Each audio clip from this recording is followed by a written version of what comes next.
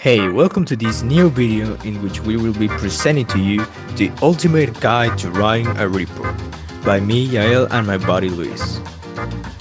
First, what's a report? Well, it's a non-fiction account that presents and/or summarizes the facts about a particular event, topic, or issue. The idea is that people who are unfamiliar with the subject can find everything they need to know from a good report. So, we'll be presenting to you some steps that you need to follow in order to write the perfect report. First, there's the nuts and bolts.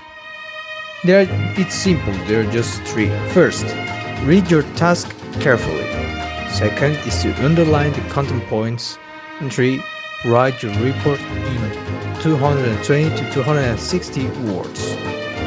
So now that we have established our nuts and bolts, the next thing we have to think about is our target reader. Basically, who's going to read our report? It's usually someone looking for specific information. So they don't have much time to find this in a large text. So we use headings in order to be able to locate that information more easily. And talking about using headings, that's part of the suggested structure. We, as I said, use headings for each content point to find the information more easily. The introduction doesn't need a heading, just about a couple of lines of text describing the report, and if possible, link between the content points. For example, alternating between reporting good and bad things is also part of a suggested structure. And the conclusion is not needed, just end with the last content point. And the last content point may sum up a bit of the overall report, but it doesn't necessarily need to be a conclusion. Something to consider.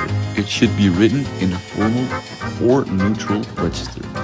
A formal language is more noun-heavy and relies on longer sentences.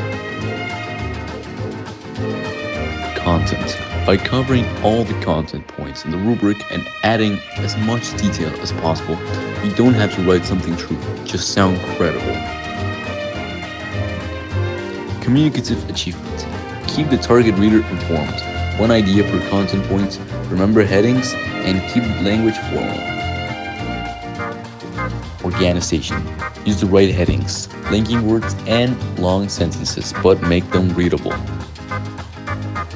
Language. Show off vocabulary range. Be careful with spelling. Learn sad phrases that can be used to preface your invented statistics.